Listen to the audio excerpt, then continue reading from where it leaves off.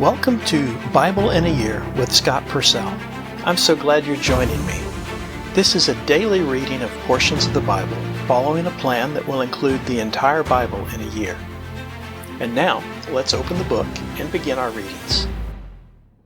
This is the reading for day 108.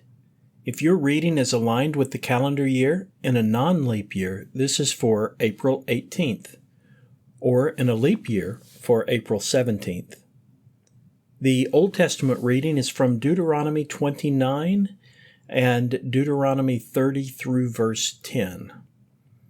Deuteronomy 29. These are the words of the covenant that Yahweh commanded Moses to make with the Israelites in the land of Moab, besides the covenant that he made with them at Horeb. And Moses summoned all of Israel and said to them, "You saw all that Yahweh did before your eyes in the land of Egypt, and to Pharaoh, and to all his servants, and to all his land. That is, the great trials that your eyes saw, and those great signs and wonders. But Yahweh has not given to you a heart to understand, or eyes to see, or ears to hear, even to this day. And I have led you 40 years in the desert. Your clothes have not worn out on you, and your sandal has not worn out on your foot. You have not eaten bread, and you have not drunk wine and strong drink, so that you may know that I am Yahweh your God. And when you came to this place, then Sihon, the king of Heshbon, and Og, the king of Bashan, came out to meet you for battle, and we defeated them. And we took their land, and gave it as an inheritance to the Reubenites, and to the Gadites, and to the half-tribe of Manasseh. And you must diligently observe the words of this covenant, so that you may succeed in all that you do. You are standing today, all of you, before Yahweh your God, your leaders, your tribes, your elders, and your officials, all the men of Israel, your little children, your women, and your aliens who are in the midst of your camp, from the choppers of your wood to the drawers of your water, in order for you to enter into the covenant of Yahweh your God and into his oath that Yahweh your God is making with you today, in order to establish you today to himself as a people, and so that he may be for you as God, just as he promised to you, and just as he swore to your ancestors, to Abraham, to Isaac, and to Jacob. Now I am not making this covenant and this oath with you alone, but with whoever is standing here with us today, before Yahweh our God, and with whoever is not standing here with us today.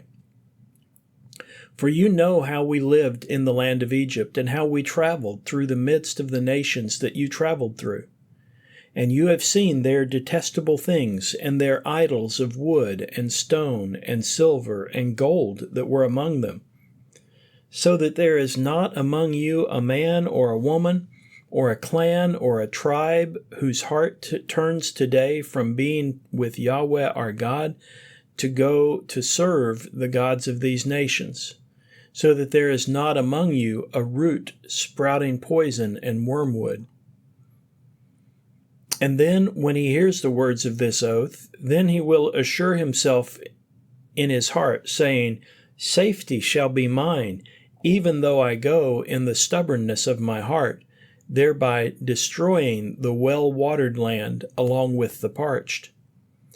Yahweh will not be willing to forgive him, for by then the anger of Yahweh will smoke, and his passion against that man, and all the curses written in this scroll will descend on him, and Yahweh will blot out his name from under heaven.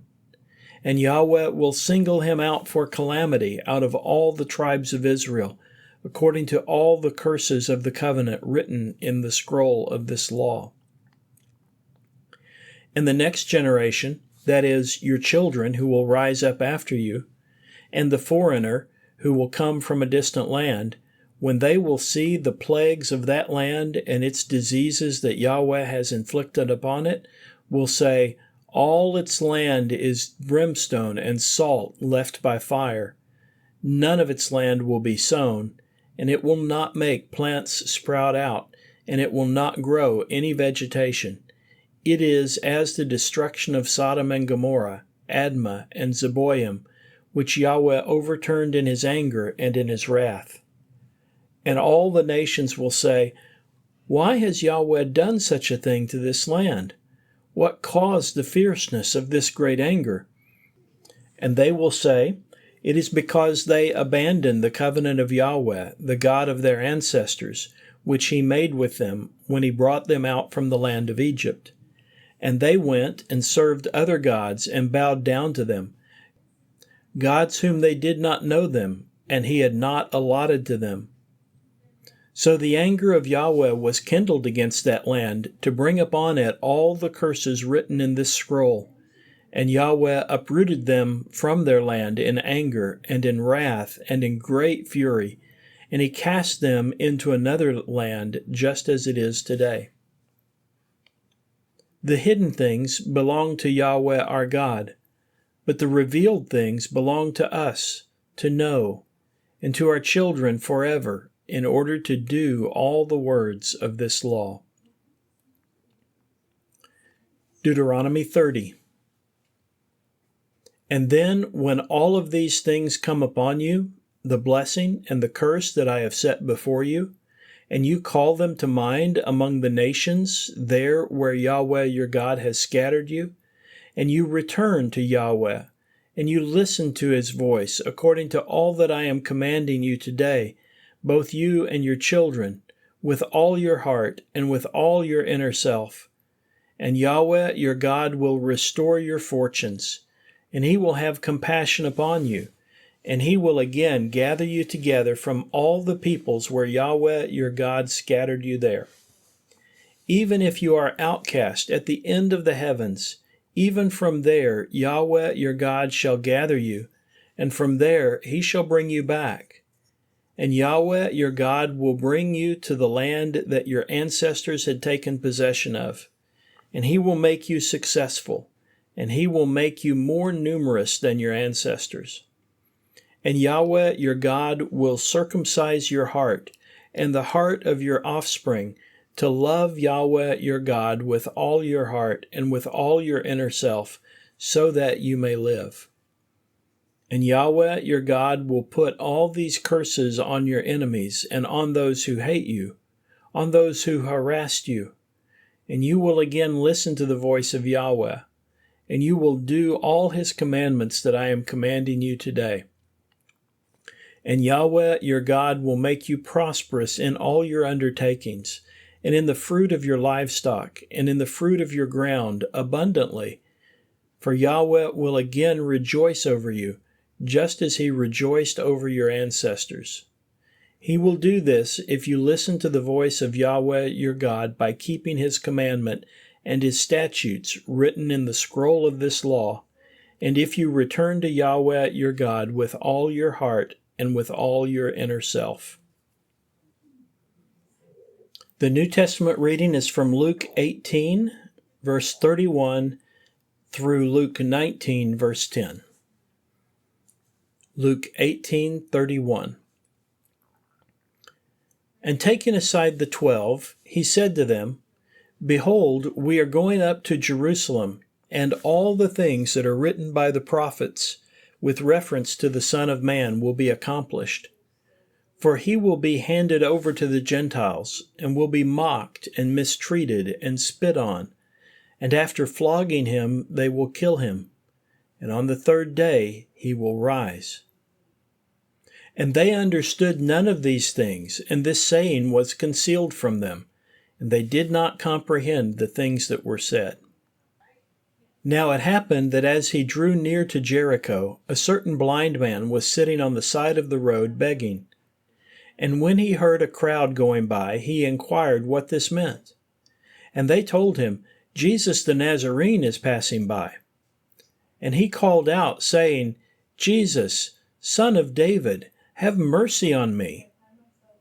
And those who were in front rebuked him that he should be silent. But he cried out even more loudly, Son of David, have mercy on me. So Jesus stopped and ordered him to be brought to him. And when he approached, he asked him, "What do you want me to do for you?" And he said, "Lord, that I may regain my sight." And Jesus said to him, "Regain your sight. Your faith has saved you." And immediately he regained his sight and began to follow him, glorifying God. And all the people, when they saw it, gave praise to God. Luke 19. And he entered and traveled through Jericho. And there was a man named Zacchaeus, and he was a chief tax collector, and he was rich. And he was seeking to see Jesus, who he was, and he was not able to as a result of the crowd, because he was short in stature. And he ran on ahead and climbed up into a sycamore tree so that he could see him, because he was going to go through that way.